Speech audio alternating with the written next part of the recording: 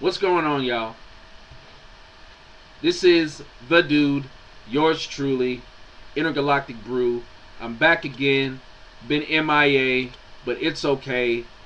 I'm here to do another video. This time, doing some more MMA. I love MMA. I love doing MMA videos. This Saturday night, UFC 127 from Australia. We got BJ Penn versus John Fitch in our main event. And we've got some other good fights on this card too. Should be decent. You know, not a fight card that I'm personally all that pumped about. But be that as it may, the UFC has a way of baffling its fans by putting on cards that people think that are going to be the least spectacular, and they turn out to be very spectacular. So let's just hope for the best and prepare for the worst, shall we? Okay. Now, let's get into this card. First fight of the night, we have Kyle K.O. Noke versus Chris Kamikaze Camozzi. Now, this will be a middleweight showcase. Chris Camozzi, he's 6'3". He's in the middleweight division, as I just said. He has a very good skill set coming into this fight. He has a Muay Thai background mixed with Judo and Brazilian Jiu-Jitsu. He's 14-3. 4 of his wins coming by KO. 5 of his wins coming by submission. And another 5 on top of that coming by decision.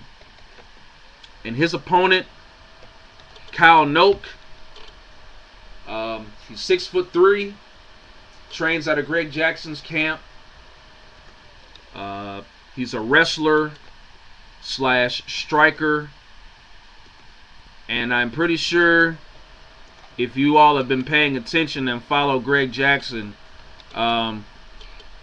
most of the fighters that he produces out of his team or out of his gym are 95% wrestlers, a la Rashad Evans, John Jones. I mean, the list goes on and on. But anyway, Kyle Noke is going to be the fan favorite here. He's one of Australia's own. He has 23 total fights. He's 18-4. 6 of his wins, I should say, coming by KO, the other coming by submission, and he only has 1 draw. Now, I haven't seen any footage on these two guys, but I will probably look at some footage later on today or before the day is over with. But just from what I've seen, just from the statistical part of it, you would think that Kyle Noke would be the favorite to win this fight, not only because he's going to have his hometown fans behind him, but because he trains out of Greg Jackson's camp, and Greg Jackson's fighters fight one way, and that is caution or cautious. So, you know that Kyle Noke's going to come in with a game plan. You know he's going to not try to take too much risk, and you know he's just going to basically try to outpoint Camozzi, and that's going to be that. Camozzi, on the other hand, seems like the type of guy that'll be a little bit more risky, and he'll go out there and he'll actually bring it and actually try to, you know, go balls to the wall and actually try to destroy his opponent. Hopefully, from the way I'm analyzing this fight, hopefully that will not be the case. Hopefully both guys will come out and start off the show, if indeed they are the first fight of the night, come out and start off the show guns blazing, fast pace, and try to finish the other. So let's hope for that. But when it comes down to it, when it's all said and done, I'm going to have to go with Kyle Noke here. I just have a feeling that he's going to try to make this into an MMA wrestling match, as all Greg Jackson fighters / wrestlers do. If it stays up standing, I mean, you know, he'll use his strikes to set up takedowns. You know, probably press him up against the fence and probably dirty box him for a little bit, and Kamosi will probably be fighting back or whatnot. And then Noki will get tired of it, and he'll either grab a single or a double leg and try to take this fight to the mat and do his damage from there. Hopefully ground and pound and some elbows, and not that lay and pray stuff that some of these wrestlers like to do. I don't understand. But anyway, so I'm going with Kyle Noke here. I'm going to say he wins a unanimous decision. I wouldn't count Chris Kamosi out, though, because he is the more complete fighter, and he could come and completely overwhelm Noke here and give the Australian fans a major heartbreak early in the pay-per-view. So who knows? But I just got a feeling that, being that he trains out of Greg Jackson's camp, he's going to come in with a great strategy and try to outpoint Kamosi. So I'm going to pick Kyle Noke by unanimous decision. Next fight we have is Chris Lytle versus Brian Imbrussol.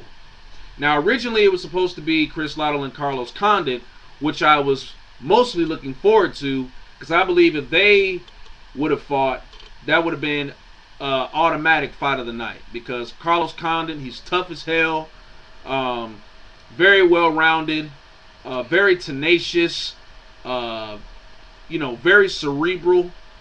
Kind of like how Chris Lytle is in a way. Although Chris Lytle, he's a little bit more wild than Carlos Condit. See, Carlos Condit, he has the cerebral tenacity and the toughness, but he uses it in a intelligent and a more calculating way.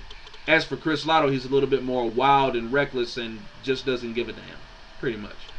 But be that as it may, that fight unfortunately is not going to happen because Carlos Condit suffered an injury.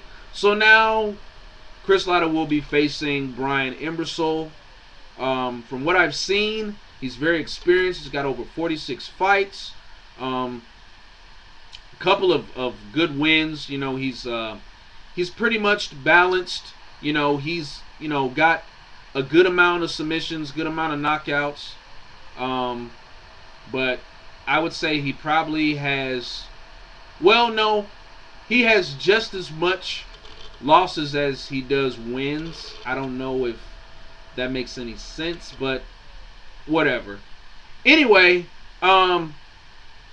Chris Lytle shouldn't have any problems in this fight. I think he should be able to end this fight fairly early. No disrespect to Imbrussol, but Chris Lytle is just too experienced, and he's got some tricks up his sleeve. And lately he's been submitting guys, which I think is very smart. He is a well-rounded fighter. I mean, why not use both of your skills? I mean, everybody knows you're a damn good boxer. I mean, we know that, but sometimes that boxing ability just doesn't carry you through, and you need to have another chink in the armor to succeed. So I think what Chris Lytle is going to try to do in this fight is he's going to try to keep it standing for a little bit, kind of test Imbrussol's striking ability, and if he sees that Imbrussol is trying to take him to the ground, he'll probably try to scramble and get back to his feet, because Chris Lytle does have pretty good takedown defense, and he does know how to scramble, so he shouldn't have any problem on the mat. But I'm going to say Chris Lytle will stop this guy. I know it's kind of risky, but I'm going to think positive here, and I'm going to claim a TKO from Chris Lytle, and I'm going to say it happens in the middle of the second round. I'm not counting Imbrussol out by any means, because like I said, he's experienced. He's, fought all over the world, and he's had some good fights up under his belt recently. But I just think the experience and the and probably the savvy of Chris Lotto will win him this fight. So I'm going to go with Chris Lotto, second round TKO. But like I said, Imbecile, he could easily take Chris Lotto down. Well, I ain't going to say easy, but he does have a chance of taking Chris Lotto down and scoring points and winning the decision. But, who knows. But I'm going to go with Chris Lotto in that fight. Okay. Next fight we have is George Gisat Saturopoulos going up against Dennis Siver. This fight here, I think this could be a classic technical match. I think both guys' skills, the way their skills match up, I think nobody's gonna try to be too risky here. I think they're gonna both be calculating in their approach, and I think they're gonna be very opportunistic, and I think both are gonna be looking for the other to make a mistake. That's just how I feel about it. But George Saturopoulos, I believe he's on a 7-8 fight win streak, I believe. So he's slowly but steady getting closer to that title shot. Dennis Siver is not too far behind himself. He's been looking very good lately. So this is, I think, a crossroads fight for both men. I think both men are very motivated. And I think both men are going to try to imply their main skill, which is the striking of Siver and the grappling of Saturopoulos. I think Saturopoulos is going to be the bigger man here.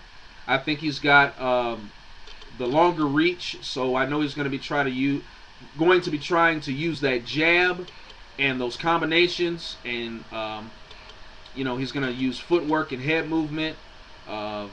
His boxing ability is very, very good, but so is Dennis Siver's, and he has some very good kicks as well.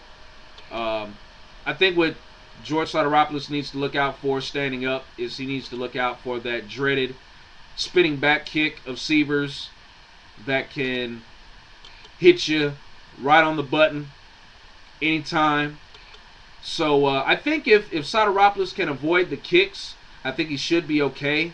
I don't think that he's going to be able to knock Siver out on the feet. So Saturopoulos is going to want to take him down, and he's going to want to use that dominant top control, probably grab an armbar or either a rear naked choke or a Kimura, and look to submit Dennis Siver, and I believe that's what's going to happen. I think he's going to submit Dennis Siver. I think it's going to happen maybe like early in the third round, possibly. I think what's going to happen is I think George Saturopoulos is going to stand up with him for a little bit, use his combinations and his head and footwork, and I think he might get clipped a little bit by Siver. I think Siver might try to get on the inside and try to clip him a little bit and rock him, and I think Saturopoulos isn't going to like that, and he's going to shoot for a takedown, and I think he's going to be able to grab top control or either pass the side control and grab a Kimura or either an armbar, and he will submit Dennis Siver. So I'm picking George Saturopoulos, third round submission, although I think Dennis Siver, being that he's the smaller guy, if he gets in on the inside and uses his combinations, uses the leg kicks, and gets Saturopoulos to close the distance and commit, I think he can nail that spinning back kick and beat him. But I just think Saturopoulos is going to be too big, and I just think he's gonna use the ground attack. I just believe that. So George Saturopoulos in that one. You know what? I'm gonna actually end it here, and I'm gonna actually make another video to discuss the main event and the co-main event.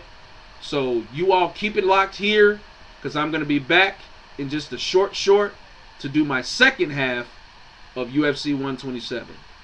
So keep it here. Deuce.